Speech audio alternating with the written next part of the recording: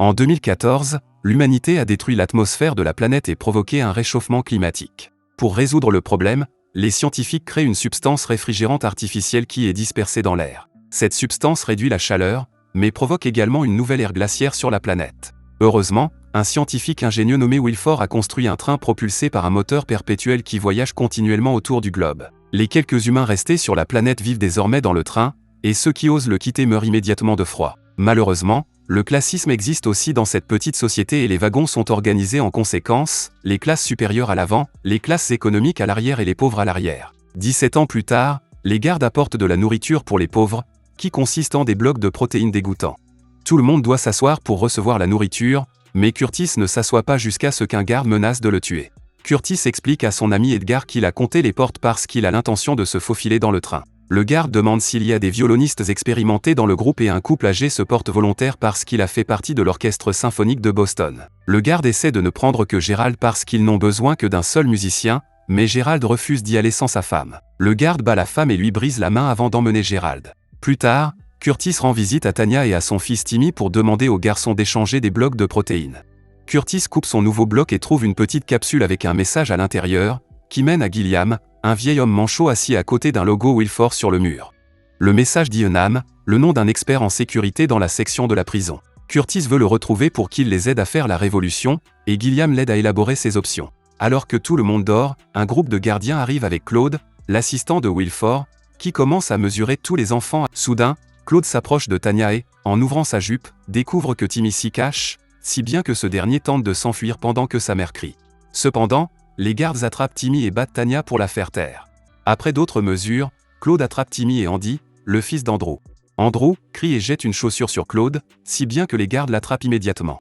Quelques instants plus tard, le jeune Franco et le vieux Franco mettent une montre autour du cou d'Andrew avant de lui passer le bras à travers un trou dans le mur, ce qui le fait hurler de douleur à cause de la température inférieure à 0. Le ministre Mason arrive et prononce un long discours réprimandant les passagers pour leur mauvaise conduite. Il jette sa chaussure sur la tête d'Andrew, disant que les choses dans le train doivent respecter un ordre particulier. Mason appelle ensuite Wilford au téléphone pour lui faire un discours, mais celui-ci ne répond pas.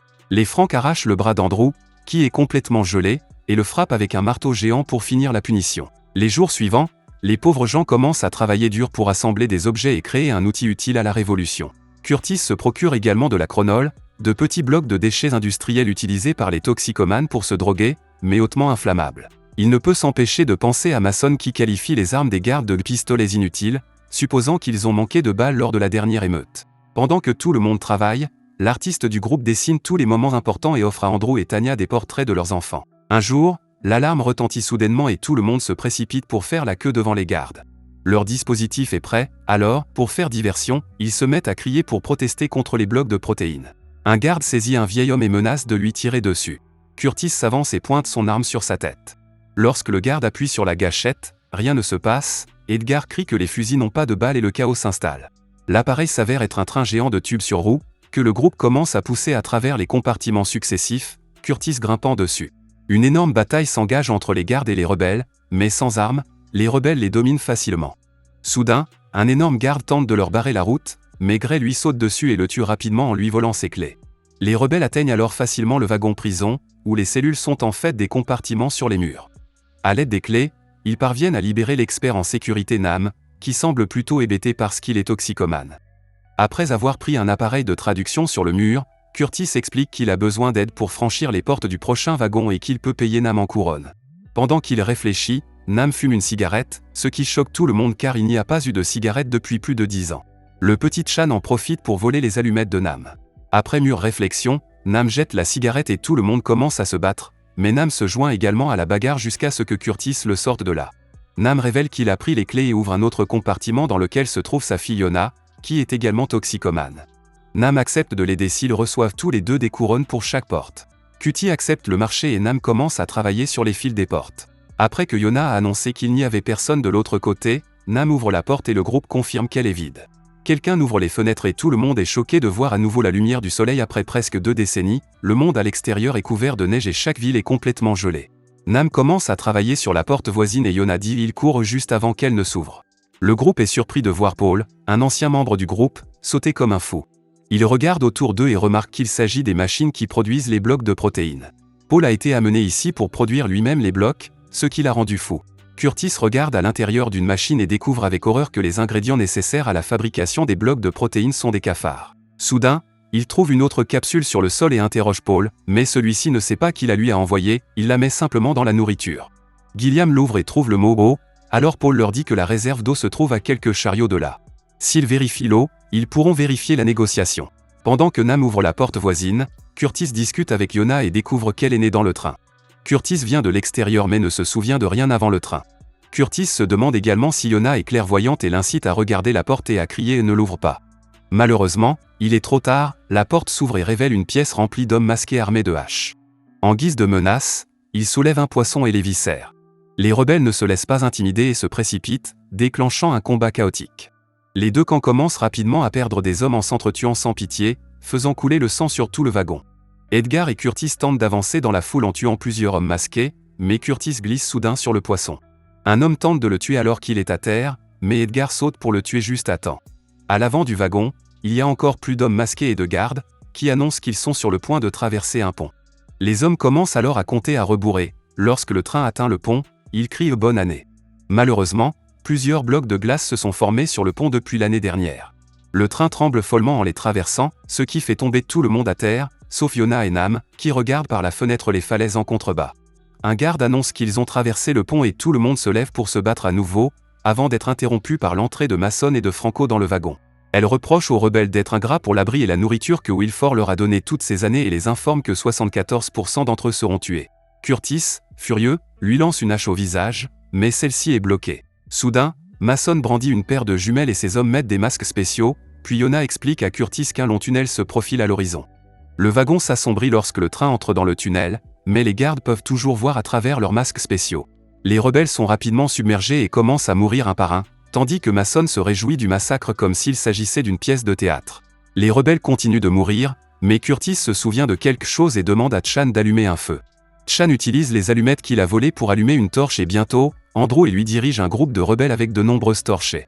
Grâce au feu, les rebelles reprennent l'avantage et Gray s'empare d'un officier pour le menacer de le tuer si l'ennemi ne se rend pas.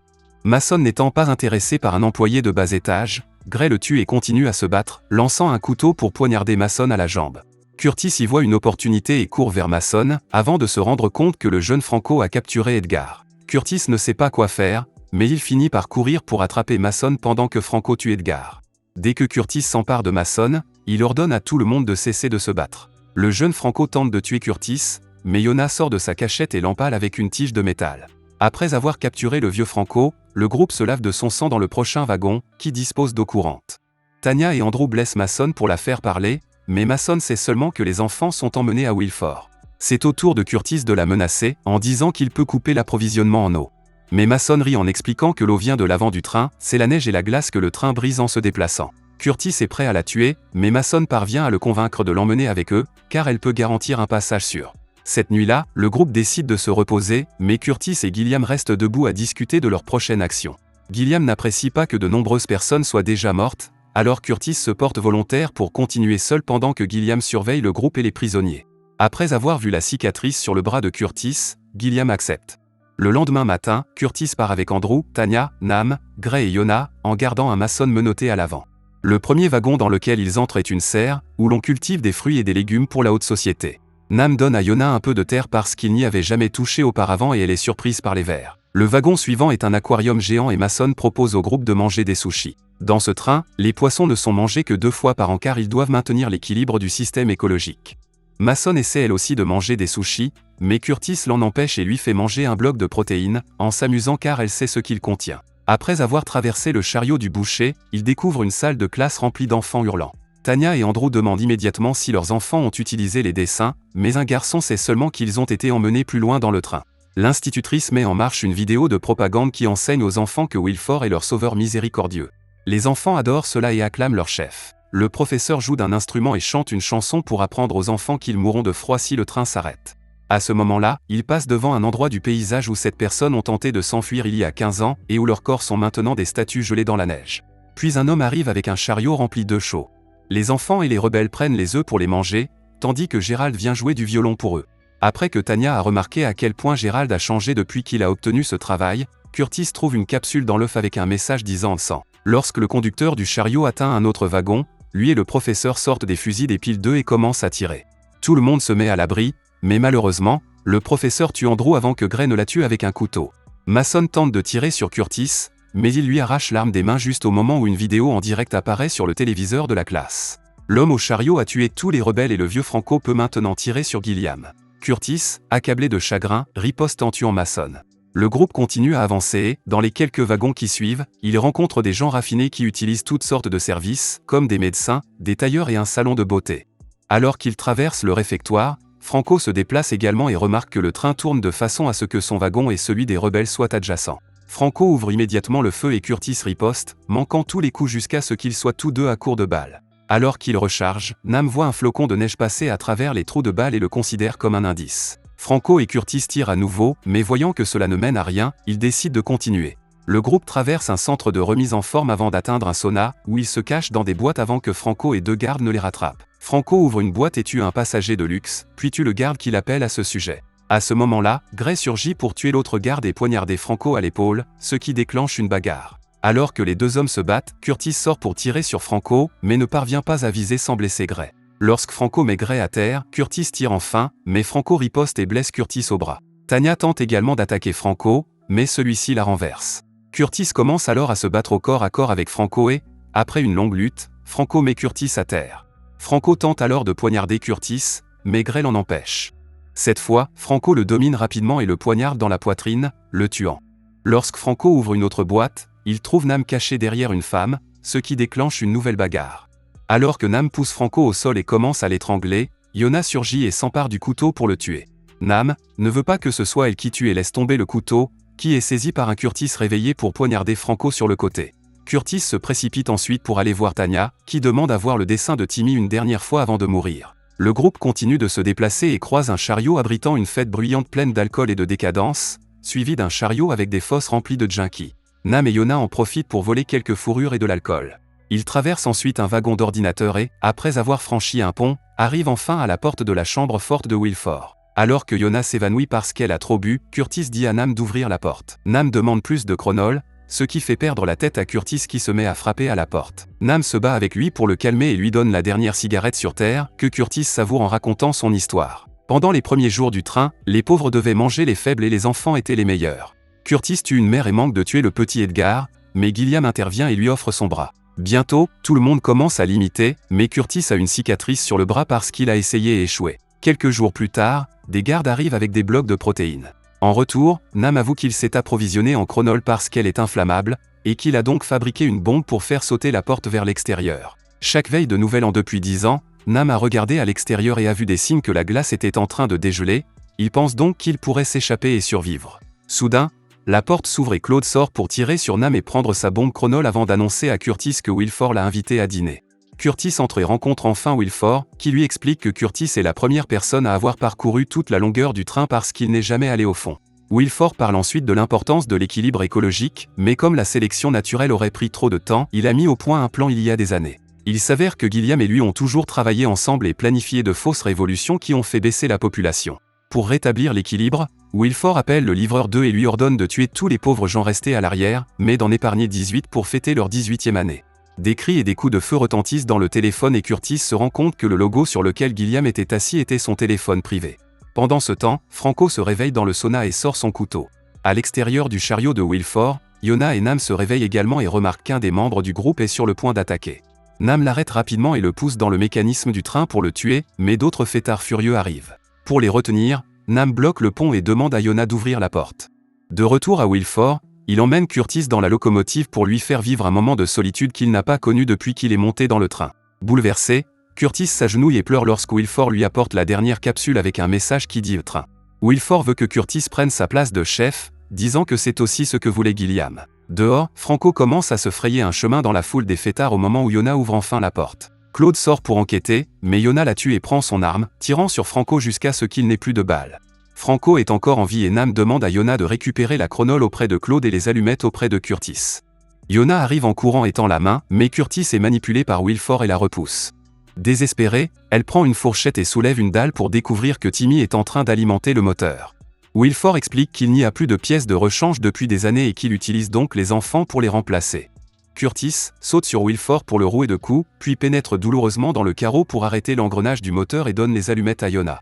Alors que Yona s'échappe, Andy sort d'un compartiment et se dirige vers le moteur pour le réactiver.